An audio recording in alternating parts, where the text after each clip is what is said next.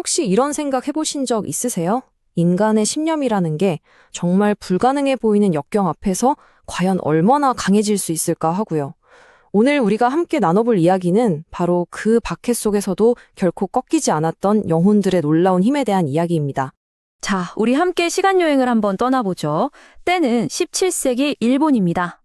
이곳에서 기독교인들은 인간의 영혼을 완전히 파괴하기 위해 고안된 정말 상상조차 하기 힘든 잔인한 박해를 마주해야 했습니다.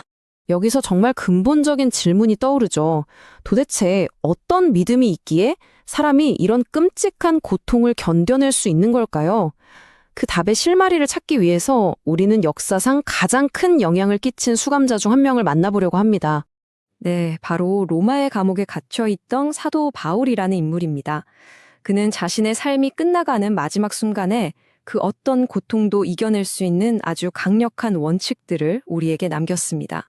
바울의 마음을 제대로 이해하려면요, 그가 어떤 세상에 살았는지를 먼저 봐야 해요.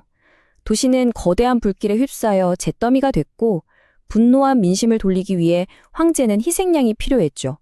바로 그게 당시 로마의 현실이었습니다. 놀랍지 않나요? 그 차갑고 어두운 감옥 안에서 코앞에 닥친 자신의 죽음을 생각한 게 아니었어요. 오히려 평생을 지탱해온 자신의 신념, 그 정수가 무엇인지를 정리하는 데 집중하고 있었던 거죠. 자, 그가 말한 첫 번째 원칙은요, 우리가 생각하는 싸움이라는 개념을 완전히 뒤집어 버립니다. 폭력이 아닌 훨씬 더 근본적이고 강력한 무기를 선택했거든요. 생각해보세요. 네로 황제의 끔찍한 폭정에 맞서서 다들 무기를 들고 싸우자! 폭력엔 폭력으로!를 외칠 때 바울은 예수의 가르침을 따라 전혀 다른 길을 고집했습니다. 그러니까 핵심은 이거예요. 바울에게 선한 싸움이라는 건 칼과 방패로 싸우는 게 아니었습니다. 오히려 사랑과 용서라는 무기로 자기 내면의 증오와 싸우는 영적인 전투였던 거죠. 이게 그냥 아주 먼 옛날 이야기처럼 들릴 수도 있는데요. 놀랍게도 이 고대의 원칙은 21세기, 바로 우리 시대에 아주 충격적인 사건을 통해 다시 한번 강력하게 되살아났습니다. 정말 놀랍죠. 이 말 한마디가 바울의 원칙이 실제로 어떻게 작동하는지를 가장 선명하게 보여줍니다.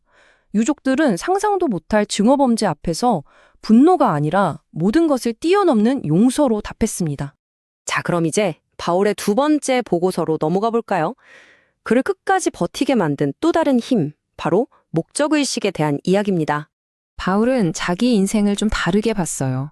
그냥 내 것이 아니라 어떤 대가를 치르더라도 반드시 완주해야 할 경주, 그리고 완수해야 할 사명으로 여겼던 겁니다. 이런 엄청난 사명감은 비단 바울만의 이야기는 아닙니다. 시베리아의 강제 수용소에 갇혔던 보리스 콤펠드라는 의사의 이야기에서도 아주 감렬하게 드러나죠. 콤펠드 박사는 원래 유대인 의사였는데 굴라그에서 한 동료를 통해 기독교인이 됩니다. 그는 수용소 내에 온갖 부패에 동참하길 거부했고요. 심지어 규칙으로 금지된 수술까지 감행해서 암 환자의 생명을 구하기도 했습니다. 결국 그는 그 규칙을 어겼다는 이유로 다음날 처형당하는데요. 죽기 전날 밤 그는 밤을 새워가며 자신이 수술해준 환자에게 새로 얻게 된 자신의 신앙에 대해 이야기해줬다고 합니다. 그의 사명감은 그 지옥 같은 수용소의 규칙보다 더 위에 있었던 거죠. 그가 마지막으로 남긴 이 말 한마디에 모든 게 담겨 있죠. 자신의 사명을 다했을 때만 얻을 수 있는 그런 깊고 완전한 평화 말입니다. 자, 이제 바울의 세 번째, 그리고 마지막 원칙입니다. 어떻게 보면 앞서 말한 두 가지 원칙을 모두 가능하게 했던 바로 그 근본적인 기반이라고 할 수 있겠네요. 바울을 끝까지 붙들어준 닻은 바로 임마누엘이라는 믿음이었습니다. 이건 단순히 신이 함께한다는 개념을 넘어서요. 내가 지금 이 끔찍한 고통 속에서 결코 혼자가 아니라는 아주 깊은 확신이었습니다. 이게 심리적으로 어떤 의미를 갖는지 한번 생각해 보세요.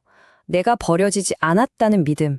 이건 마치 절망이라는 거대한 파도에 맞서는 절대로 부서지지 않는 방패 같은 역할을 하는 겁니다. 자, 2000년이라는 시간을 뛰어넘는 이 이야기들이 우리에게 말해주는 건 대체 뭘까요? 인간의 영혼이 가진 힘에 대해 우리는 무엇을 배울 수 있을까요? 정리해보자면 바로 이 세 가지 기둥입니다. 첫째, 보복이 아닌 용서로 싸워라. 둘째, 나의 고통보다 더 큰 사명을 완수하라. 그리고 마지막으로 당신은 결코 혼자가 아니라는 믿음을 굳게 지켜라. 이 세 가지가 바로 시대를 관통하는 강력한 회복력의 청사진인 셈이죠. 결국 이 모든 이야기들은 우리 각자에게 이런 질문을 던지게 만듭니다. 과연 내 인생에서 내 목숨보다도 더 소중한 가치는 무엇인가? 그리고 진정으로 무언가를 믿는다는 것은 대체 어떤 의미일까? 하고 말이죠.